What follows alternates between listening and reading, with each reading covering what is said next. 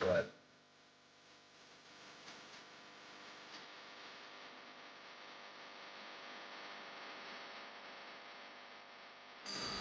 Guys, remember, Sequoia has so much to tell us around his adoption. We have part two. Thank you so much for watching. Let's go ahead and listen to what he has to say. Too, you know. sounds right. Yeah, it's yeah. Go ahead. Go ahead.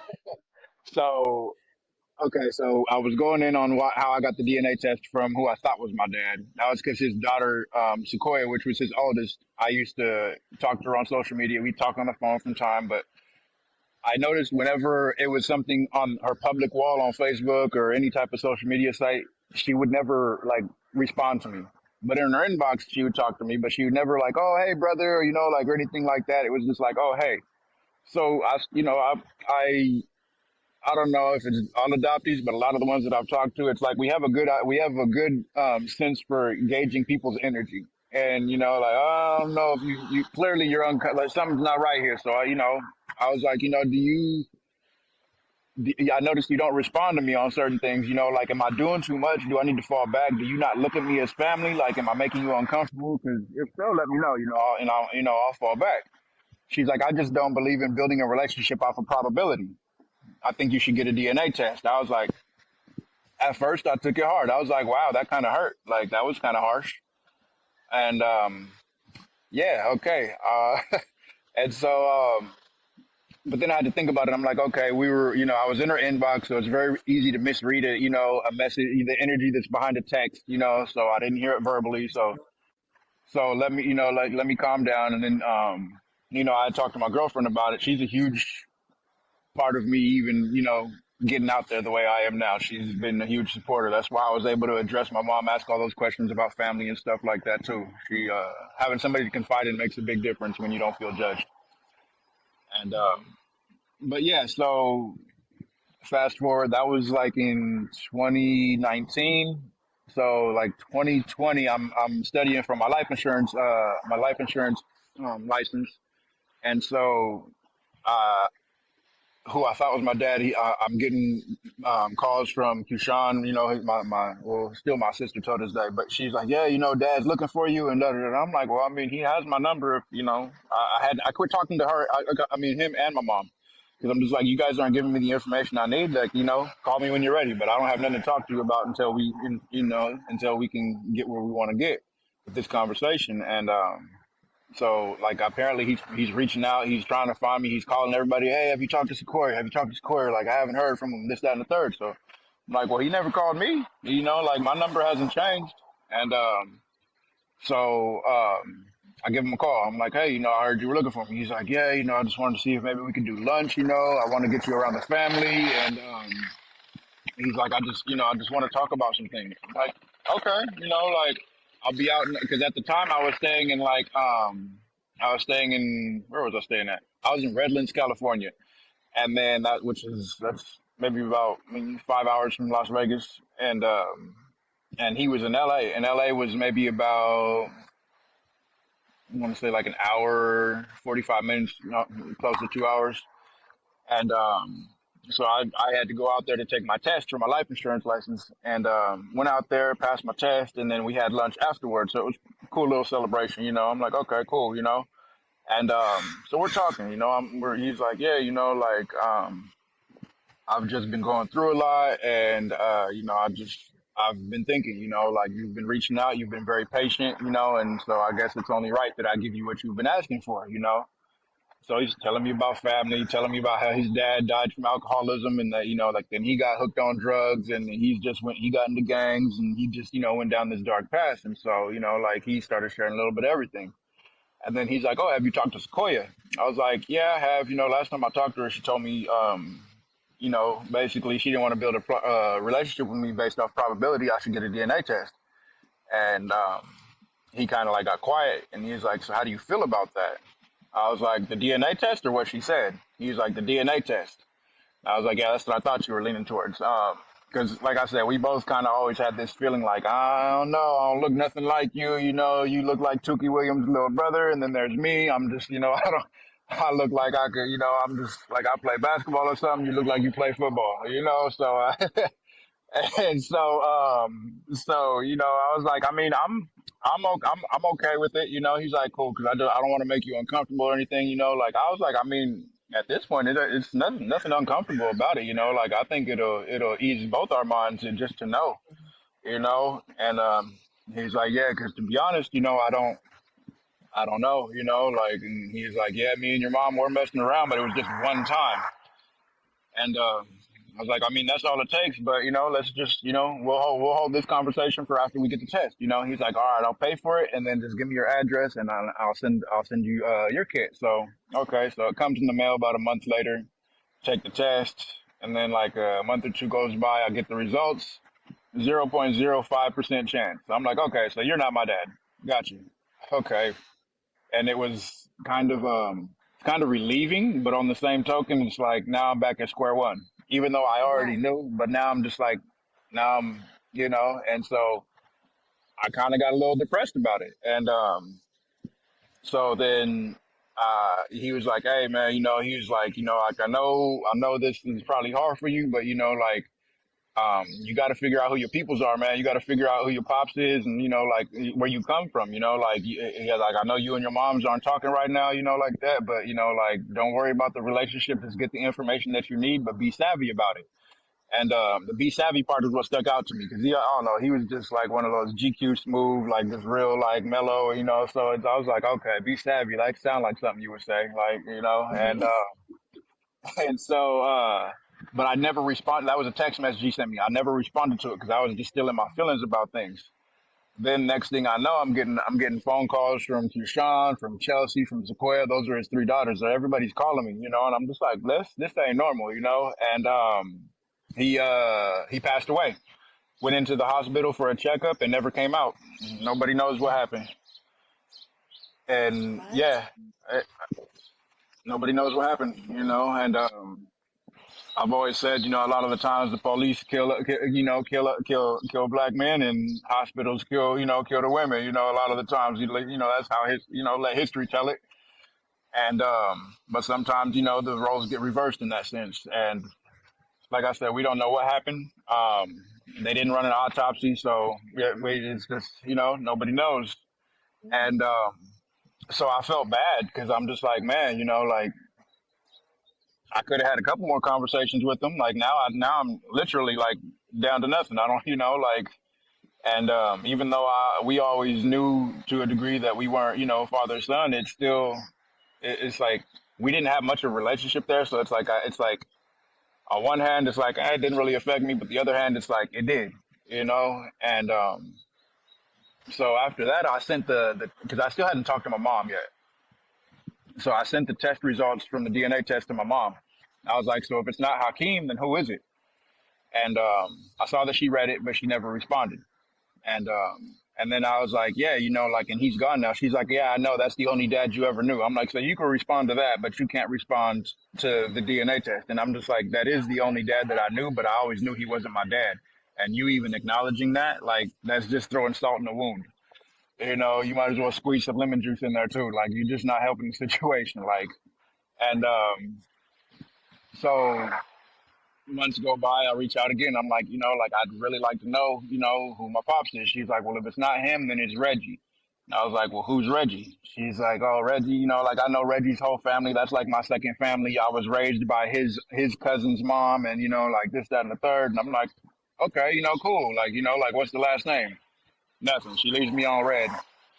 And so then she sends me a picture, and it was she kind of blew it up, and then and he had a hat on, and so it was kind of pixelated, but it's like as I'm looking at it, I'm like, okay, I see the nose, I see the it was an older picture of him too.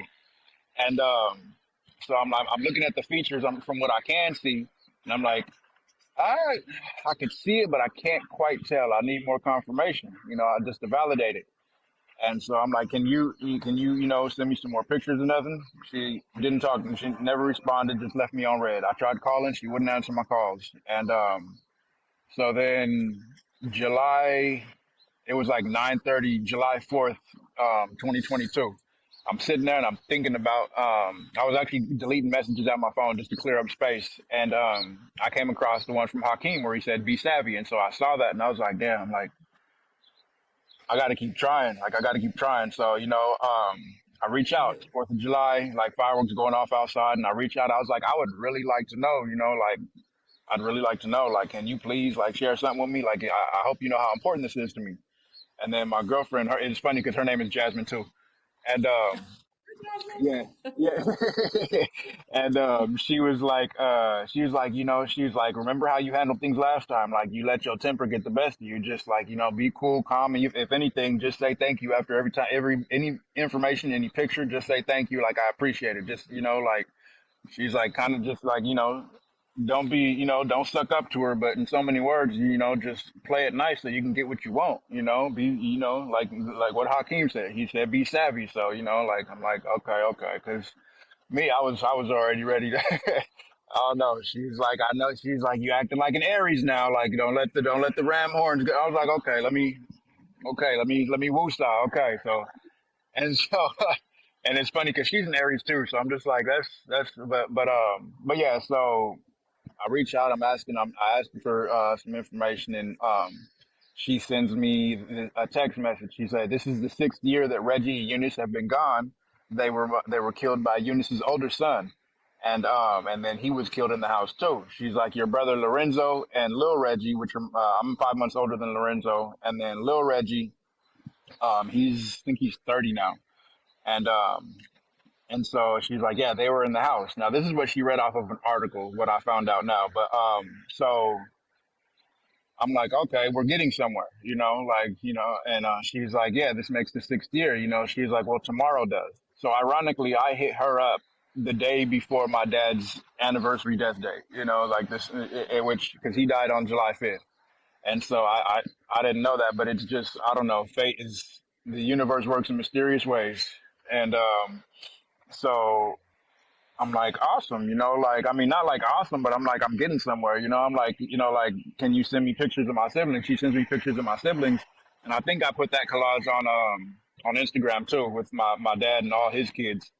And I'm just like, wow, like, yeah, I look just like him. And mind you, so prior to that, the year before he passed away 2016, which and at first I was going to get mad all over again when she told me that, because I'm just like, I met you in 2008. I was around for 8 years before he passed. I could have been building with him. He asked about me in 2015 before he passed. Like I could have at least had that year, and maybe if I was around, maybe he wouldn't have passed. Maybe, he would have been occupied doing other things, who knows, so all these things start running through my head. And then all I can think of is like, okay, stay savvy. Stay savvy. Like, don't get mad. Like, like, even if you are mad, just, keep it cool. And and then she was like, yeah, she was like, it surprised me when he asked about you the year before he died and said that you look just like his boys. Like, and I was like, how do you see a picture of me? She's like, Vicky. Vicky is my dad's first cousin, my second cousin. She's like, yeah, my sister Vicky, your aunt. And I'm just like, but if you're saying that this is my dad, because mind you, my mom was raised by Vicky's mom, or fostered, and so she calls her sister. So she's like, oh yeah, that's your aunt. And I was like, well, technically by default, that's my cousin. But I mean, okay, And so she's like, yeah, like I'm not gonna. I was like, well, what's the last name? I'd like to know, like so I can find my siblings and whatnot. She's like, they don't even know you exist. She's like, and I'm not going to give you a last name to ensure that you can let the kids that knew him and his kids that knew him and lost him continue to seek peace. I had to take a breather again because I'm just like, so my peace doesn't mean anything. I didn't lose him. Like, if anything, I lost him a little bit worse than they did because I never had him. And so I was like, okay, well, can you send me any more pictures? Like, we're texting though. We're texting, so it's like I'm not on the phone with her, so that made it a lot easier because I wear my feelings on my sleeve, so I wouldn't have been able to probably keep my cool. And I was like, can you send me more pictures? So she sends me a couple more pictures, and the picture that I have of the collage of me and him side by side, that's a picture of him my uncle Dwayne, who passed away also like a year before I reached out to her asking her this information. So I also didn't get to meet my uncle. And then my dad was the youngest out of the three, and which is funny because out of me and my brothers, I'm the youngest. Well, I'm the youngest in general, but out of his brothers, it's my uncle Alvis, Dwayne, and then my dad Reggie. So my uncle Alvis is still alive. I talk to him pretty often. That's my guy, and we have a pretty good relationship. And he even he was, he's like, man, he's like, because one of my brother Lorenzo. So basically, the story is, long story short. Well, I mean, I guess I don't have to make it too short, but my mom, my mom Eunice, which is my brother Lorenzo and Reggie's mom, and then Vicky. All three of them, they've known each other since high school. They've all been friends for the longest. My mom went out there to St. Louis in her 30s and saw Reggie. Reggie was, my dad was, he was a Rolling Stone, like, and so he was, it's funny. Even well, I'll get to that in a second. But yeah, so she went out there to visit, and he starts flirting with her and all this other stuff. And she's like, "Oh, I thought I was already pregnant with you. I thought I was already pregnant by Hakeem." And so, but then, she's like, but I don't know, I just couldn't resist. He just had a way with words. And so I was like, okay, so if you thought you was already pregnant, so you was cool with me getting poked in the head? Okay. Love you, Mom. Like, but I don't know. She hates when I say that, but I'm Every just like, adoption story is different. Oh yeah, God. So she thought she was pregnant, but still didn't mind being intimate with yeah, the yeah.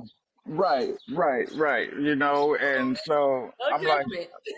I'm, I mean, who am I to judge? I'm not, my life Right. isn't, my life isn't rainbows and sunshine either. But I mean, I was like, okay, she's like, yeah, I went out there that day. Yeah, I was out there for a couple of days, and then on my last day, well, that's when we did what we did, and then I came back, and I never looked back, and then I had you, and you were taken, and I'm like, okay, and then she's like, yeah, but she's like, me and Vicky were talking, and we thought that we came up with the idea that it'd be best that you just don't talk to them because they don't know about you.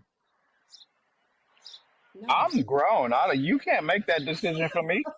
Like, who are you? Like, so where was I when you had this meeting? Like, cause I didn't get the memo. Like, I should have a say so.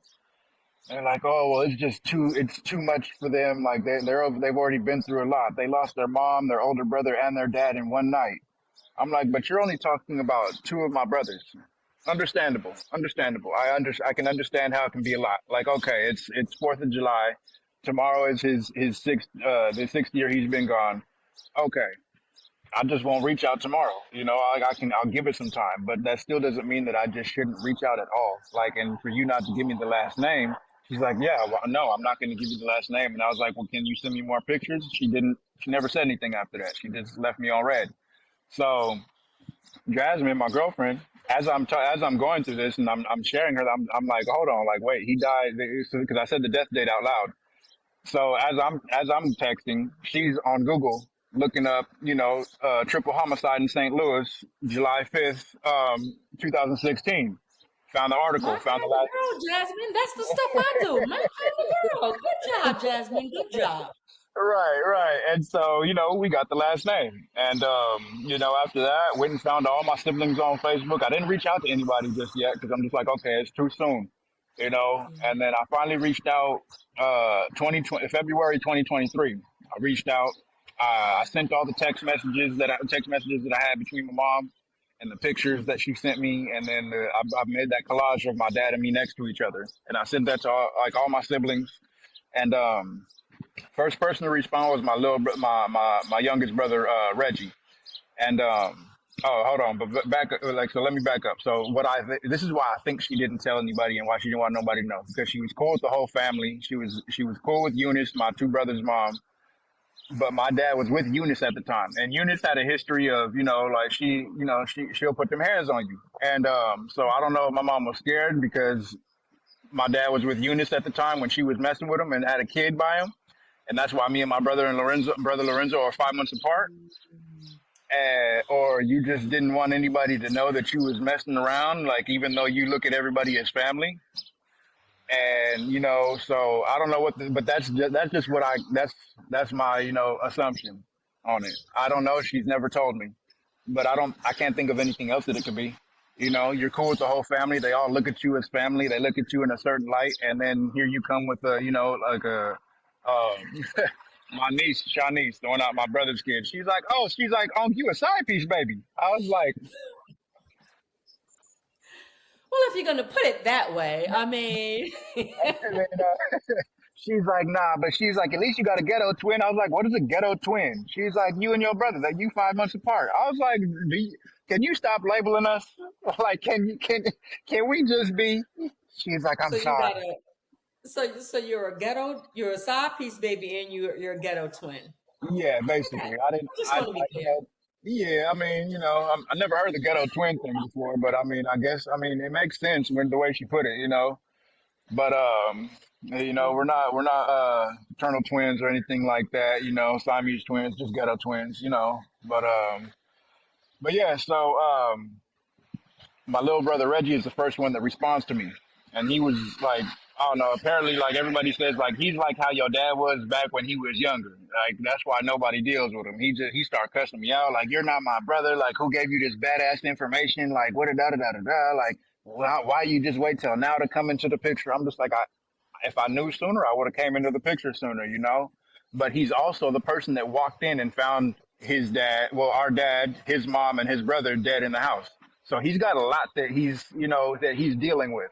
So I don't hold nothing against him. Nobody else really deals with him. Everybody's like, oh, nobody talks to little Reggie. Like he's just ignorant. And I'm just like, but he's got a lot that he's got going on, and he's probably not knowing how to cope with it. And nobody has offered him support.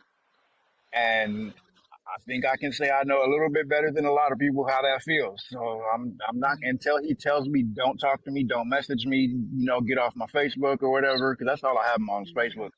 Until he tells me to leave him alone, I'm gonna keep reaching out every now and then, like, hey bro, how's it going? Hope everything's okay. You need anything? I'm here. Every now and then I just check in with him. He never, he doesn't respond anymore, which I think that's progress though. I'm not getting cussed out anymore, so that's progress, but he'll just leave me on red. But he accepted my friend request on Facebook too, so I'm like, okay, we're getting somewhere. I look at it like it's like a rescue animal. They're not always going to be all friendly with you in the beginning. You got to be patient and kind of ease your way in. Slow progress is better than no progress. And I will take that. I will take that. And so, but it was cool because I sent those messages out. So he was the first one to respond. Then my oldest brother, Reginald, Reginald Wilkes Jr., which is my dad. He was my dad's first kid. And all of us have different moms except for my two brothers, Lorenzo and Lil Reggie. And then on my mom's side, we all have different dads. But so he reaches out to me. He hits me up. He's like, hey, young brother, like, let's talk, let's, can we call you? I was like, okay, yeah, sure, because I sent that message out like earlier in the day. It was probably like maybe like 10 in the morning. And then I didn't hear back from them probably until around like this time. Now it's like 4:30 out here. So it was around this time. So I'm like, man, they're not going to respond to me, like they read the messages, I'm starting to have that feeling, And, but I was like, well, I had to prep myself because at the end of the day, you don't know how people are going to respond when you jump in their inbox talking about, hey, I'm your long lost sibling, like, how you doing? It's, and so I had to prep myself to be prepared for anything, like I was like, okay, the worst that could happen is they just, don't respond or get cussed out or, or they have a bunch of questions for me, which that's better than the worst, and, you can only get better from there. Exactly. And so, he's like, so he's like, yeah. So they called me. Him and my brother Lorenzo are on the phone, and he was like, yeah, when we first saw those messages pop up in our inbox, we were like, like I don't know, this seemed like a scam, like one of those scammer kind of messages or something. Like I don't know, this is weird. Like, so he's like, we start calling people. They're like, yeah, we called Uncle Elvis. Uncle Elvis is there. My brother Lorenzo was like, yeah, I called Uncle Elvis. So I was like, hey, dude, you know some lady named Yvette? He's like, yep. He's like, does she have a son named Shakur? He's like, yeah. He's like, do you know if that's my dad's brother? He's like, I heard that might be a thing, but I wasn't sure, so I didn't say anything. And then he's like, but he's like, if you send me, he's like, I see the picture you sent me. He's like, that's Reggie's boy. you know, and so then Lorenzo and my uncle, they don't have the best relationship. He don't really deal with them, but I guess he got mad about that because he's like, yeah, he laughed about it. It's not a laughing matter, and so he's like, all right, thanks, and he just got off the phone. They're calling all these other people trying to get like some validation on it, some confirmation, and I was in the message. I was like, and talk to Vicky because Vicky knows about all of this. So they reach out to Vicky, and Vicky confirms everything. She confirms everything. She's like, "Yep, Yvette has a son." You're like, "Yeah, I've seen pictures and this, that, and the third." So that's why they called me back. They're like, "Okay, so we got confirmation, and my older brother was like, he was like, like, what do you want to know? Like, I mean, like first and foremost, like, he's like, I commend you, like you've been on this journey since you were 18, and like it's damn near 15 years that you've been, trying to make this happen. So he's like, you put in all the legwork. You're doing the legwork for not only yourself, but you're doing the legwork for your siblings, for your cousins, for your parents. Like if he was here, you'd be the reason why you guys were reunited. So it's like you're doing legwork for more than just yourself. So he's like, I commend you for that. And I was like, I kind of had a moment where I kind of got a little emotional. And I'm all trying to hold it back now because people are walking by. I'm like, damn, I don't need nobody asking me what's wrong. Like, but and yeah, then they're like, oh, Trudell's calling. Trudell's my other older brother, and so he gets on the phone. He's like, so what's this out here? I got another little brother, and my older brother Reggie, he's the oldest, and I think Trudell is the second oldest, and then it's my sister Tanya, and then I think it's my brother Gary, or his name is Gerwick, but everybody calls him Gary because he just prefers that. And then my sister Tanisha, and then it's me, and then it's my brother Lorenzo, and then my brother Reggie, and then I have two step siblings too that are my brother Gary's brother and sister, his older brother and sister, because my dad helped raise them too. But Trudell get on. He's like, oh, he's like, he's like, why everybody acting surprised, man? He's like, our daddy was a hoe. Like, so I see what kind of I see your type. I see your personality. Okay, that's you. Like, he was like, yeah, welcome to the family, little brother. Like, sure. I saw the pictures. You look just like us. So, like, Lorenzo was like, yeah, but maybe we should do a DNA test. And Trudell's like, why? Like, I was like, honestly, like, I'm gonna be honest with you, I don't really feel the need to, because it's like I'm looking at Pops, I'm looking at all of you guys. I don't really see the need to, but if you want to, like, yeah, I'll do one with you, But he's like, oh, so you can pay for it. I was like, I don't. You can pay for it. I don't really feel the need. Like, if I needed that confirmation for myself, then I'd pay for it. But because it seems like you're the one that needs that, like, I'll do it with you, but I'm not gonna pay for it. And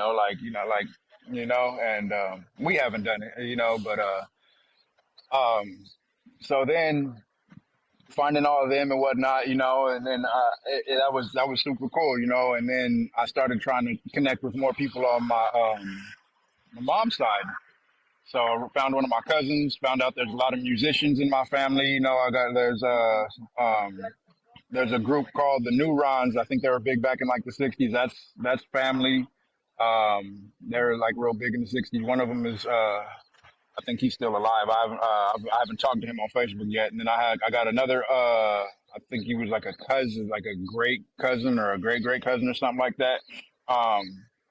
He was a famous drummer that played with Jimi Hendrix and a few other bands and whatnot. And so it's like, but on my mom's side, it's crazy because like you have business owners, you have people who own churches, you have drug dealers, you have gang members, like you got a little bit of everything, like like my cousin was like, yeah, if you go out to St. Louis, you can go get your smoke, from one cousin. You can go to an after party by another cousin, go to church and repent with another cousin at their church. And if you need a job, go get, I'm just like, well, that's good to know.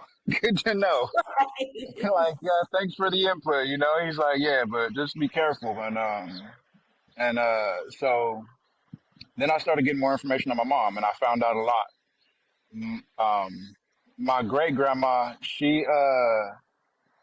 I forget what it's called. I forget the actual name, but she would run hoe houses, and Brothel? yeah, yes, that's exactly, yeah. And so she was like She's like the queen pin in St. Louis. Like nobody in our family was going to jail or anything. And yeah, I'm telling you, my life is. This is why I'm working on this book. This is exact. I'm And listening. Keep yeah, talking. so she ran hoe houses and like she had the police in her back pocket. Nobody was going to jail. My uncle Lewis was telling me about it. He's like, yeah, I remember I sucker punched the cop, and then he was about to cuff me, and he's like, when my mama came out, he saw who my mama was. He let me go. He said, go ahead, have a nice day. Sorry, ma'am. I was like, well, I mean, wow, like you only hear about this stuff in movies, but I mean.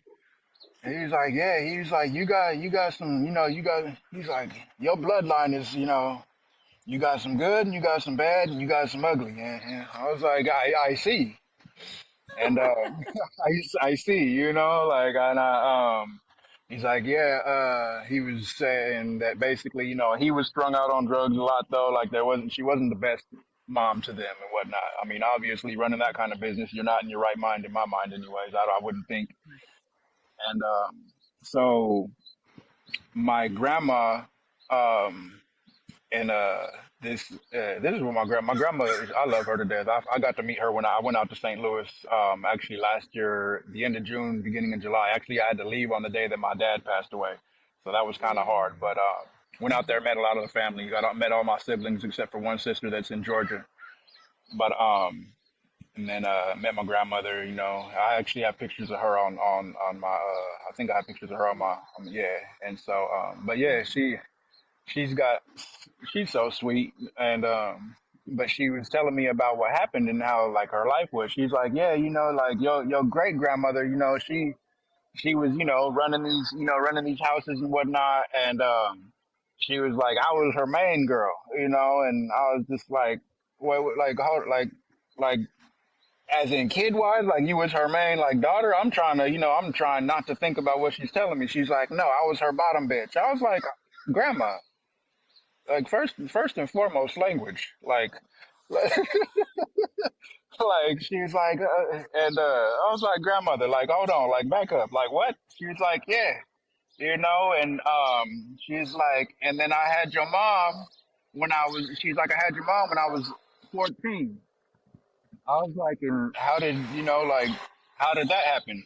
She's like, well, one of my cousins raped me. So I'm like, wait, hold on, back up. She's like, yeah, incest. I was like,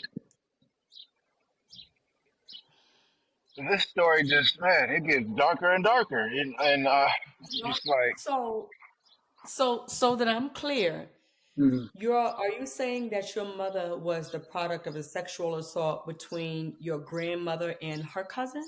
mhm. Huh. Yeah, Okay. yeah, Go ahead. yeah, exactly. And so I'm like, okay, that explains a lot with my mom. And and why she probably didn't want to talk about it, because going down memory lane in that sense is, I can imagine that's hard, And I knew my mom was raped by my brother's dad and whatnot. But I knew that she said my grandmother wasn't a good mom, and she left and she was raised, but that's why she was raised by my dad's cousin's mom and whatnot, because she just chose to leave and go over there. And but I didn't know all of that. So finding that out, I'm just like, okay, now the puzzle pieces, starting to look like the picture on the back of the box. Now I'm starting to make sense of everything.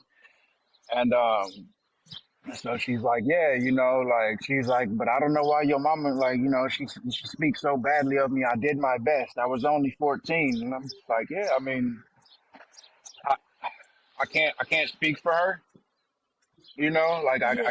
I can't, but I can say that that's probably very hard on your end. And then but I was like, one thing I can tell you, grandmother, is I know that she had saw there was a newspaper in St. Louis, and she was at school, and one of the boys, like a couple of the boys from her school, brought it up to her like, oh, and it was talking about like like basically the famous Hoe House making all this money, like they're doing all these good, like and like these are the top women there, and my grandmother's picture was in the newspaper covering that kind of stuff, and so they showed like, isn't this your mom? Like talking to my mom, and my mom was like, no, she was embarrassed and whatnot, and which rightfully so. Yeah. And she said that she came home and she talked to my grandmother, and my grandmother and her got into this big old fight, and then she left. And So your mother experienced a level of trauma. yeah, Her mother experienced a level of trauma. Sounds like her mother experienced. So from generation to generation to generation, there's been a thick layer of trauma just over the family. hmm, It stops with you, right? yeah, yeah, yeah. I mean, I've had my trauma too, but Yeah. I'm that's why I try. That's why I'm trying to talk to. I'll be trying to talk to her about things now because I'm just like like you have to understand that this has been going on for generations, and now I'm looking at my nieces and nephews, and like because I'm the youngest. My oldest niece is 29. My oldest nephew is 31. I'm about to be 34, so I'm just like we're more like siblings than we are anything else. And so I'm just like, I see how my nieces and nephews are affected from the lack of care and nurturing that my siblings didn't get. And so they're struggling trying to raise their kids, and now they're having kids. I'm a great uncle, I've been an uncle almost as long as I've been alive, and but now my nieces and nephews are having kids, and I'm just like, we cannot continue this, like we can't continue this, like I already have one of my nephews, he's already, like some of them got into gangs, but he's there for his girls, but I think a lot of it, he's just like, he still has a lot of issues, and he's always messing around with other women, and I'm just like, you already got two girls, you got to think about how that looks to them, and you don't want to have them, out here, because I know you will happily go to jail if anybody does your daughters wrong. So we got to nip this in the bud now. And so, yeah, I'm definitely trying to put an end to these things, but it doesn't happen overnight. But that's also a Right. part of I was the going to reason say that. yeah, that's why I'm It writing this definitely book. it takes work. Yeah, it Yeah, takes work. And it's so important that whether you talk about it or write about it or sing about it in your music, however you got to get yeah, it out, yeah, you just got to get it out because it's very therapeutic. And I mean, you're only 34, you're just a little baby. So, and what I you've don't gone feel like through, it. and I and don't feel and like then it. of course, with everything that you just mentioned to me, that's a whole lot. And I mean, keep in mind as we speak, you haven't even reached 34 yet. 34 comes on the No, yeah, yeah. 27th. Yep, on the 27th. On the 27th, yeah. Uh, So in just close to 34 years, you have gone through what most people can never ever see. And if they have experienced anything like you, they went through it in a matter of like 80, 85 years, because that's a lot for any young man, specifically a young man, a young melanated man to have right. gone through. So, I mean, gosh, I mean, your story, and it's not over.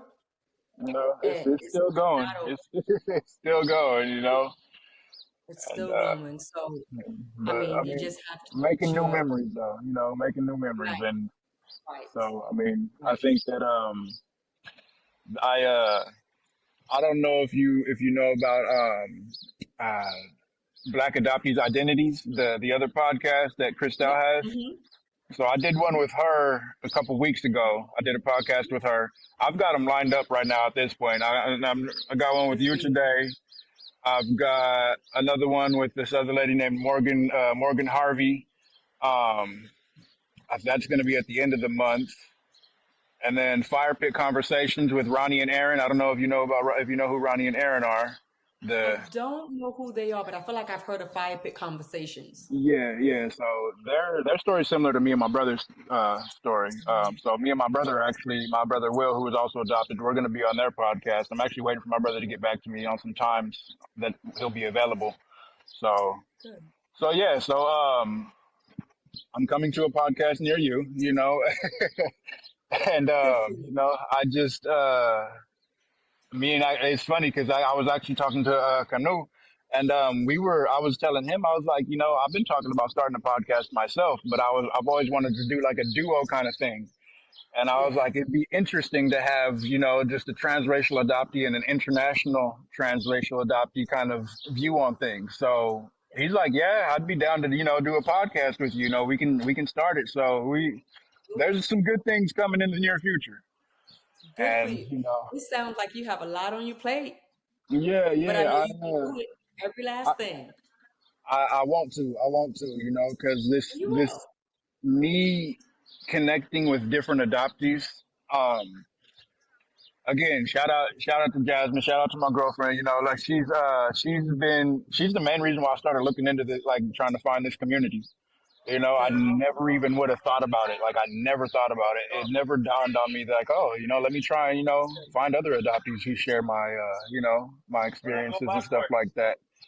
And I we were, you know, because in the beginning of our relationship, we were kind of having certain issues because she's like, oh, you know, like she was raised differently, where it's like, you know, like a man is supposed to do this, that, and the third, and I'm just like, well, I'm still trying to figure these things out. I didn't have a man, you know, around to show me things.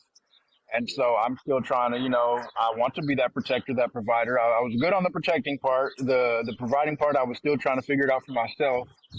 And then I could, you know, and so there were certain things that I was trying to still figure out. But when I told her my story, then it was like, you know, that there was more understanding. But she also had her own, you know, issues with dealing with narcissistic parents and you know, like you know, a narcissistic step parent, and you know, like not having her dad in her life, and you know, so there's, I don't know, we're mending each other's wounds. You know, we're trying to help each other out. Exactly.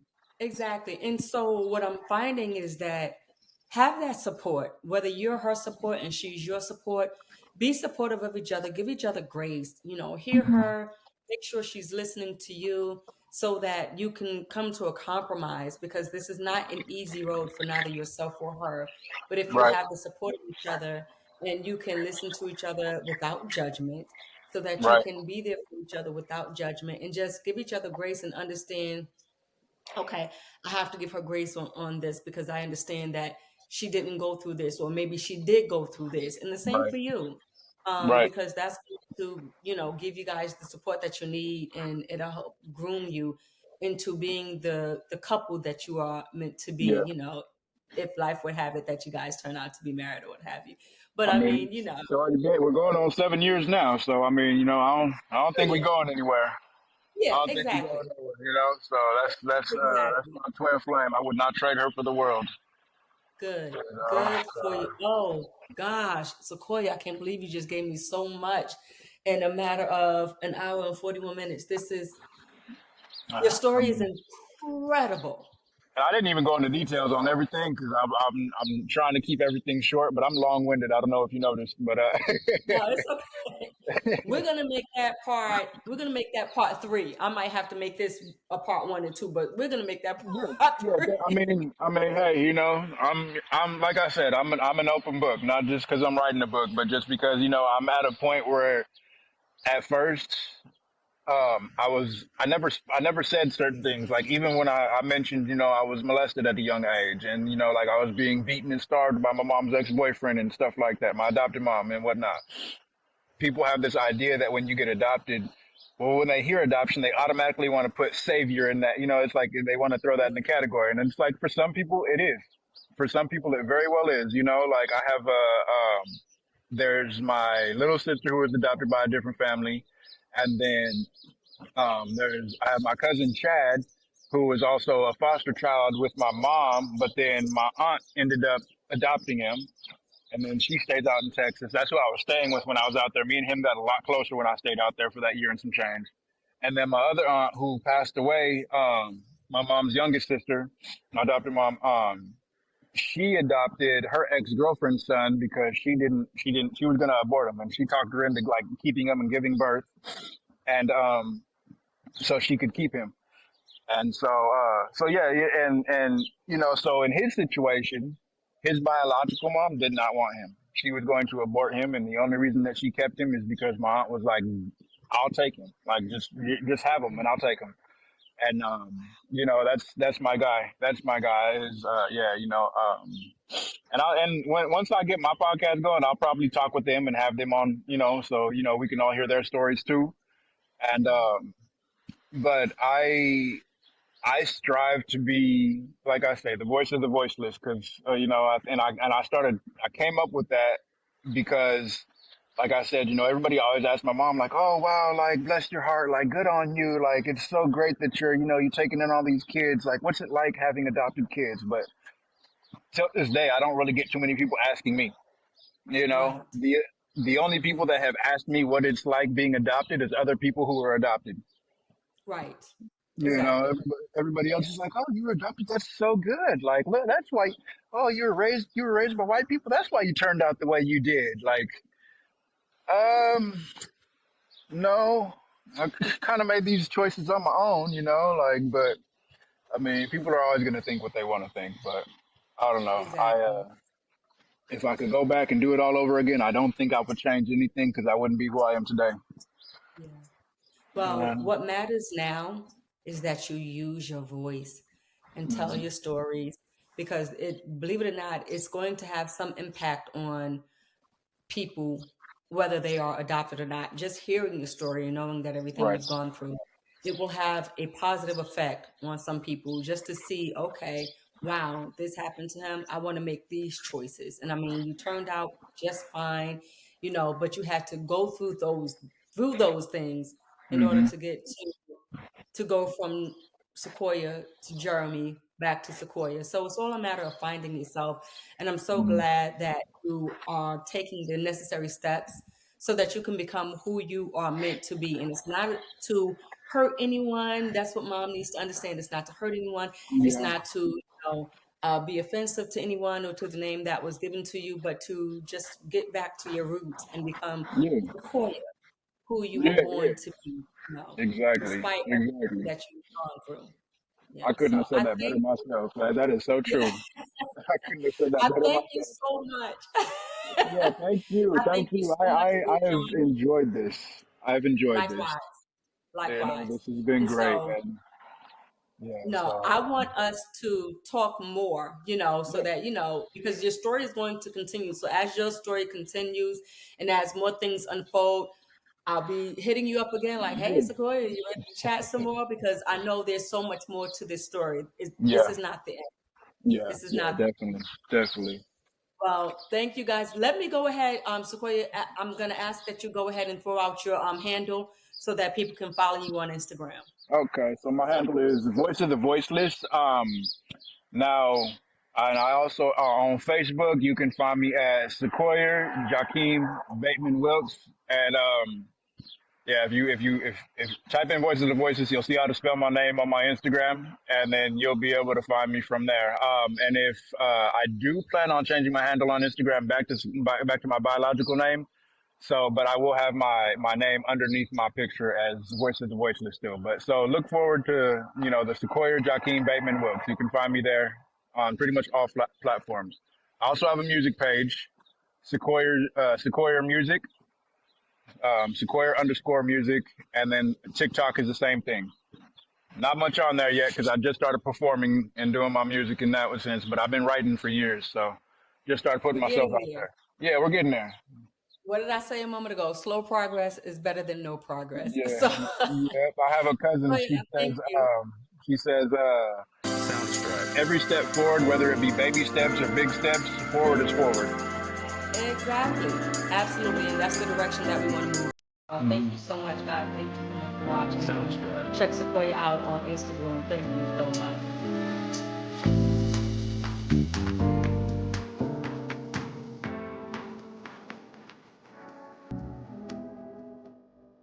Sounds right.